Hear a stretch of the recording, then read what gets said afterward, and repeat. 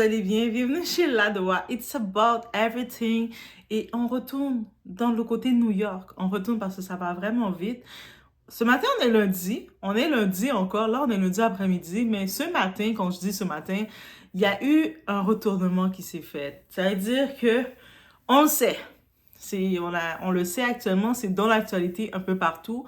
La plainte, il y a un autre nom que Didi. Là, Didi est plus tout seul. Là, il a son meilleur ami, son partenaire des mauvais coups, ou son partenaire de la vie, son ami, son meilleur ami. Jay-Z est aussi, son nom sort dans le dossier. Et dans ce fameux dossier-là aussi, juste pour laisser savoir, il y avait Jay-Z, Didi avec la présumée victime, parce qu'on les donne leur innocence, bref. Mais la présumée victime de 13 ans, mais il y avait aussi une femme qui était une célébrité. Une autre vidéo va venir pour rentrer dans le détail pour essayer de situer qu'est-ce qui a pu se passer. Mais là maintenant, Jay-Z, suite à ça, du côté légal, il a de l'argent pour le faire. Donc, il décide de faire quoi? Il décide de justement agir, de remplir des papiers, justement. Et ces soi-disant papiers, c'est pour qu'on expose l'identité de cette fille de 13 ans, qui avait 13 ans en 2000. Donc, si elle avait 13 ans en 2000, maintenant, elle est dans la quarantaine, mais quand les événements ont eu lieu, elle était mineure. Techniquement, on doit préserver, la même façon qu'il y a la présomption d'innocence, la même façon que si un crime a été fait sur un enfant, on doit préserver l'identité de l'enfant, même si c'est donné à l'adulte. Bref, on va voir l'argent change la loi comment. On sait qu'il y a il y a des victimes. Il y a Anakin, par exemple, qui a dû révéler son identité. Et maintenant, qui est sous protection, et on imagine comment l'équipe des avocats vont faire pour l'écraser, si c'est pas physiquement ou l'écraser moralement et tout. Donc, on est chez Ladoa, It's About Everything, on regarde les petites actualités.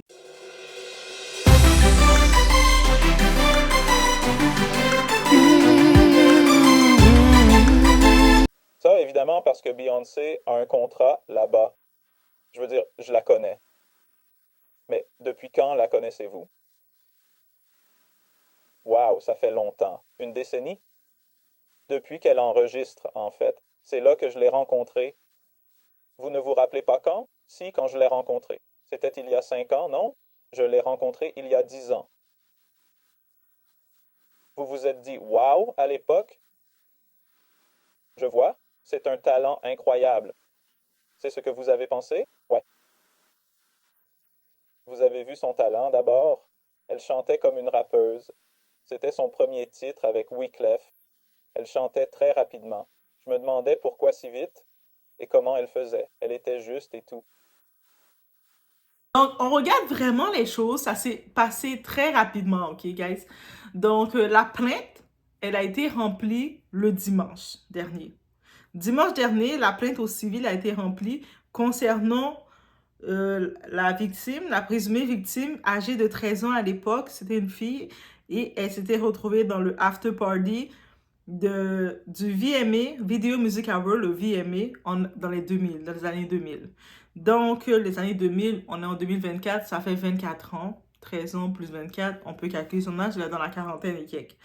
Donc, c'est le dimanche quand ça a été fait, tout est sorti. Dès que la plainte sort au civil, c'est exposé direct. C'était pour exposer le nom. Vous voyez? Et là, maintenant, suite à cette plainte-là,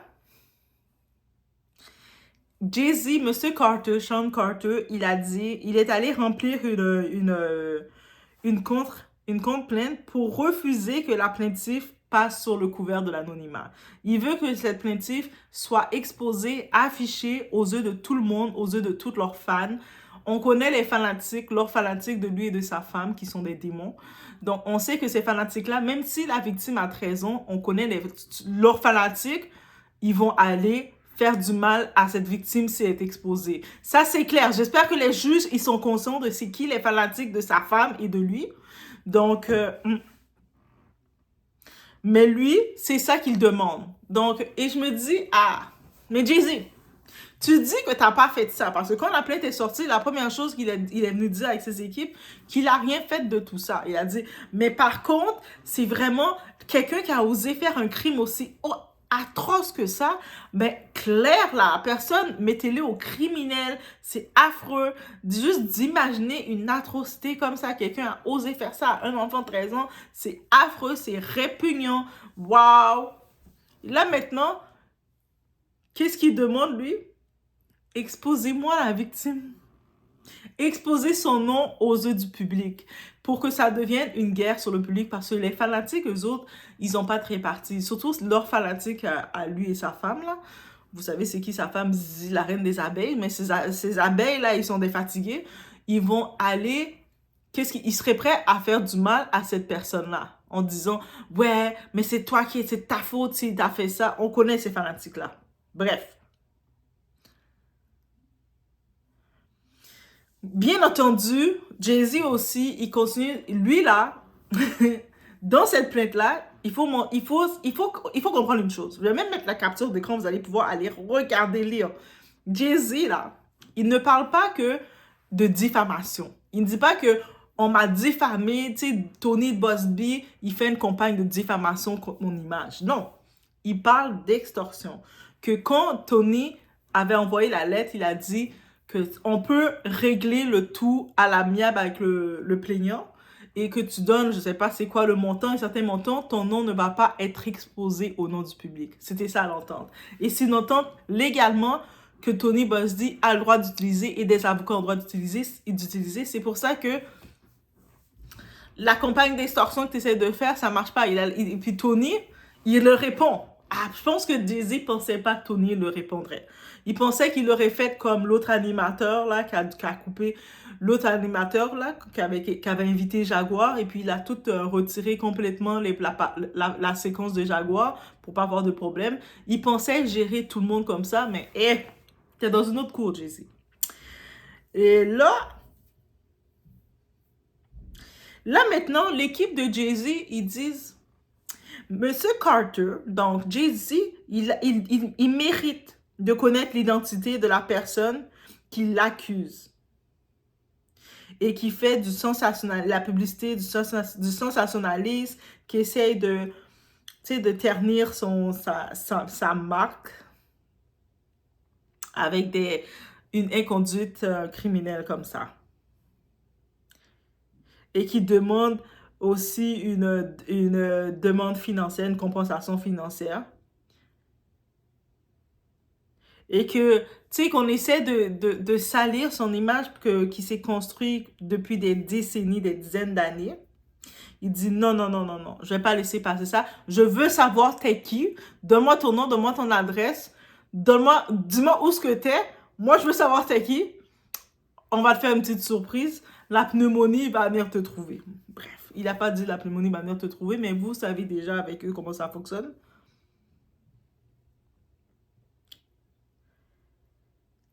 Donc, bien entendu, il continue de poster, de dire que oui, c'est pas vrai, c'est des campagnes contre moi, tu sais, parce qu'il voit que je suis un homme noir qui réussit, et puis là, le monde font des mensonges contre moi. Même tout ce qu'on dit sur Didi, c'est que des mensonges. Là, vous êtes juste jaloux, là. T'sais, nous, on est juste des jaloux. Toutes les victimes, là, qui parlent, là, qui racontent leur histoire, qui font mal au cœur, ben, ils sont toutes des menteuses, toutes des menteurs. Cassie, là, c'est elle qui était l'élément déclencheur de toute cette ouverture sur Didi. Elle aussi, elle a rien vécu de tout ça, malgré que Didi l'avait payé 30 millions, mais elle a rien fait. Limite, c'est ça qu'on doit. Si on croit du côté de Jay-Z, Didi, ils sont les innocents, tout le reste du monde sont contre eux parce qu'ils sont deux hommes noirs qui ont réussi. Et puis, il faut aller sur ça. Mais par contre, ils insistent pour avoir l'identité des présumées victimes. Techniquement, ils vont le savoir. Au moment du procès, ça va être la surprise. Ça va être tu te souviens de moi? Tadam! C'est ça l'effet surprise. Mais eux autres veulent pas, ils veulent dès maintenant le savoir. C'est-à-dire, lui, Jay-Z, il veut sur la place publique qu'on expose cette fille-là quand elle avait 13 ans. On expose son nom. Comme ça, il va savoir comment faire. Il va savoir où aller la chercher. Ou sinon, avec son équipe, ils vont chercher ils vont pouvoir chercher sur cette personne-là pour pouvoir ensuite dire, mais voici, elle aussi est problématique, elle avait fait ça dans son passé, elle avait fait ça, elle avait fait ça. Pour essayer de détruire, ben, la détruire. Mais ils l'ont déjà détruit. Vous avez déjà détruit cette fille-là. Et puis, en effet, il n'y a plus aucun doute, Jay-Z, il est identifié comme étant, peut-être il y a certaines personnes, vous disiez que c'était lui, mais moi, en vrai, je pensais vraiment pas que c'était lui. Je pensais que Jay-Z était plus sournois que ça, mais on parlait de la personne qui avait fait la plainte contre Tony Buzzy. Moi, je disais, tu sais, moi, je pensais à Kevin Hart. Tu sais, j'ai dit Kevin Hart, quelqu'un de pas vite vite. Tu sais, je pensais à Kevin Hart. Oh my God, Kevin Hart. Mais oui, je pensais à lui. Quelqu'un de pas vite vite, c'est Kevin Hart qui venait en tête. Je pensais, limite, je me suis dit, est-ce que c'est pas Usher? Tu sais, comme Usher, on a tellement mis son nom dans tout. Mais je pense qu'Usher, il veut juste aller dormir. Tu sais, il veut juste dormir, là. Il veut même pas être dans rien, là. Et puis, je me suis dit, tu sais, ou sinon, c'est qui? Tu sais, c'est une célébrité masculine. Mais en vrai de vrai, pour être honnête, je pensais pas que c'était Jay-Z. Parce que je pensais, tout le monde me disait que Jay-Z était intelligent, il a la réputation d'être un homme très intelligent. Et je me dis, ça serait la chose la plus bête de lancer un procès ouvert à Tony Buzzy. C'est-à-dire, si tu lances un procès contre quelqu'un, il a le droit de t'afficher, là. Oh my God! Ouais, c'est ça qui est arrivé.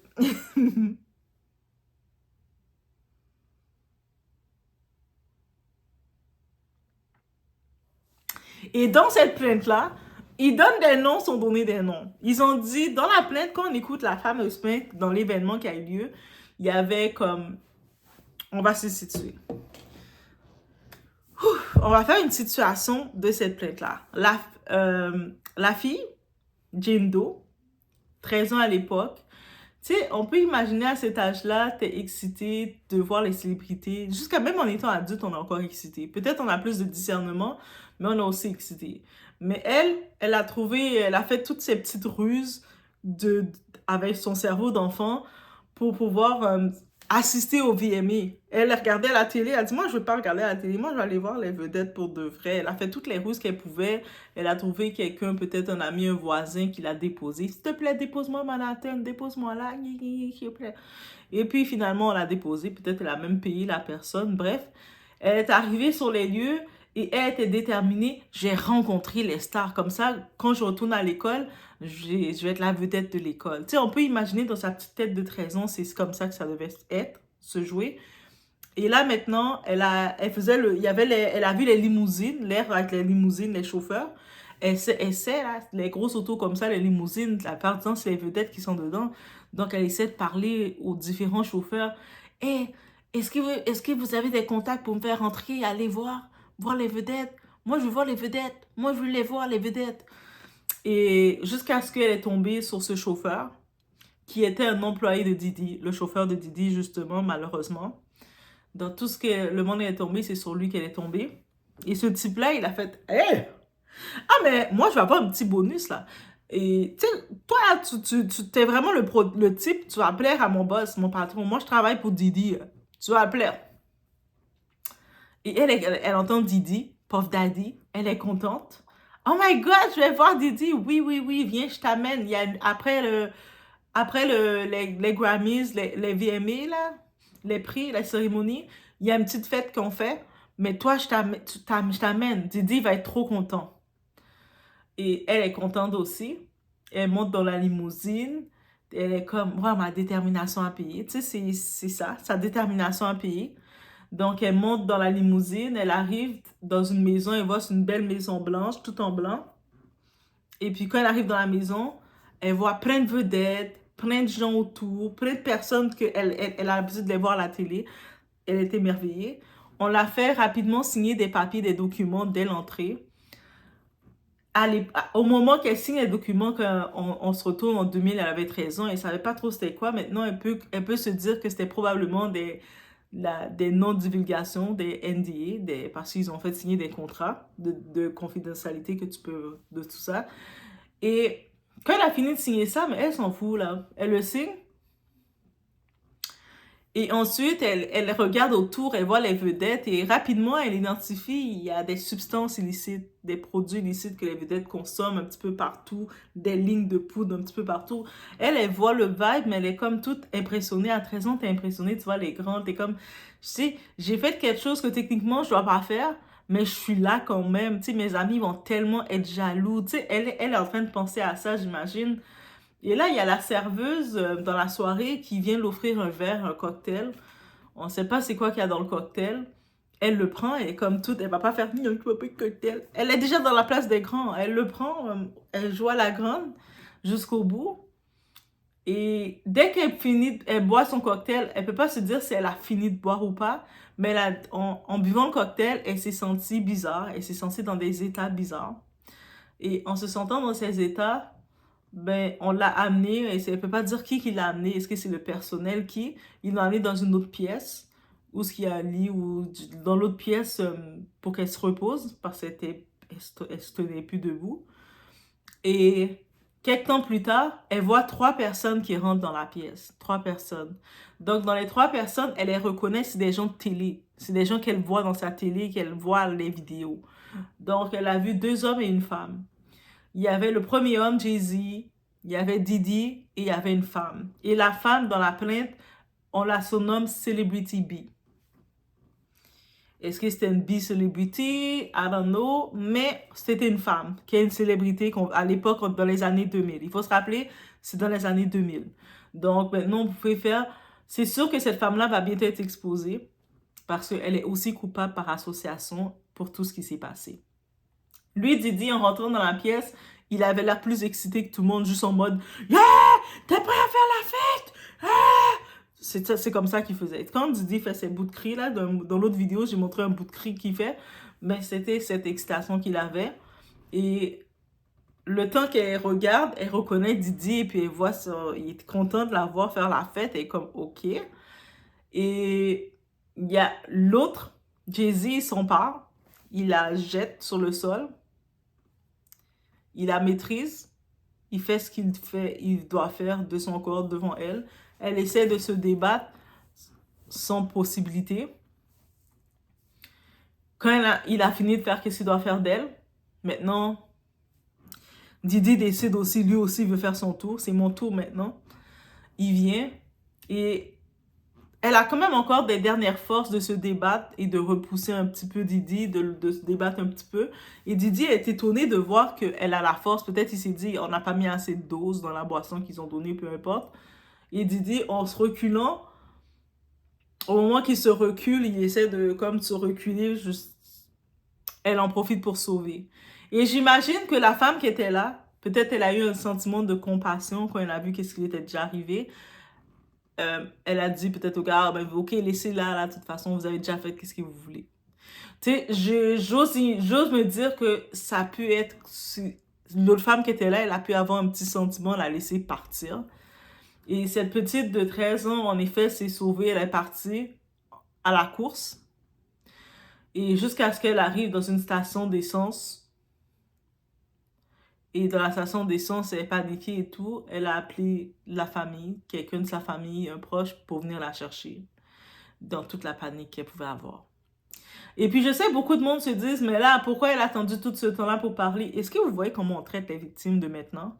Et là, vous imaginez cette victime-là, elle est victime de célébrités que vous adorez, vos idoles, là. Donc, qu'on voit à la télé, qui reçoivent des prix, qui ont plein d'argent, qui ont plein de pouvoir.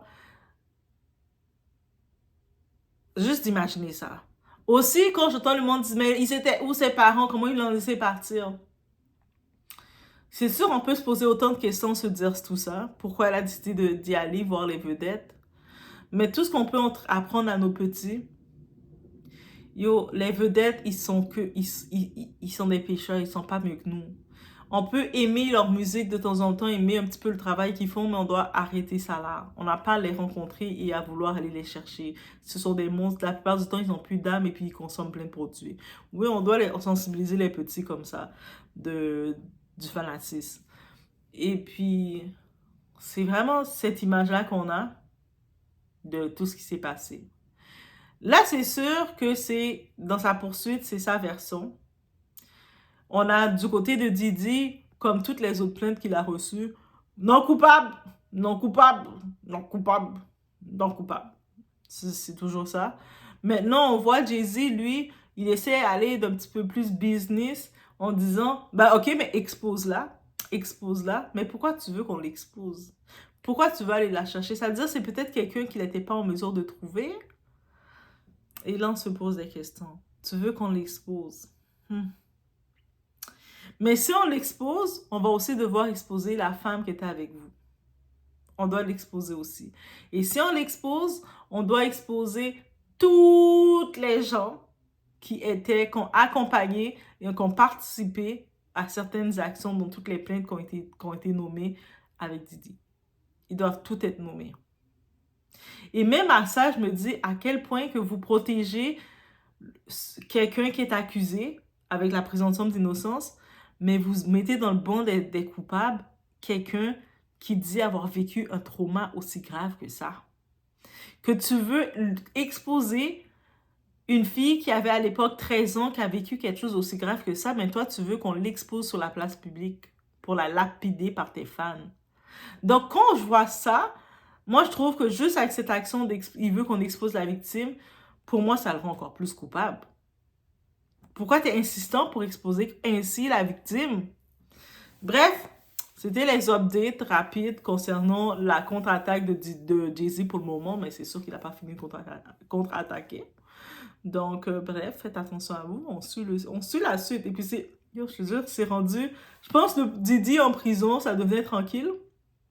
En ajoutant Jay-Z, c'est comme un film d'action. L'action vient de commencer. Là, on est dans la saison où l'action vient de commencer. Et puis, on sait qu'il va faire des actions. Oui, il y avait un autre discours. J'avais fait une vidéo pour ça, mais on va le mettre dans la vidéo. La mère de Beyoncé, la belle-mère de Jay-Z, elle est mauvaise. Quand je vous dis les belles-mères vous aiment pas, là. Comme on a repéré la mère de Beyoncé, Tina Knowles, elle commence à liker, elle a liké une publication de ABC qui accusait Jay-Z et Didi d'avoir fait leur crime. Et elle est like. Je suis comme, oh! On dirait, elle a liké, sachant que tout est surveillé. Quand je vous dis vos belles-mères, votre belle famille vous aime pas. Vos ennemis, c'est votre belle famille, là. Donc, en plus, elle ne sait pas qu'on like comme ça. Sa fille est probablement dans le même clan avec son mari.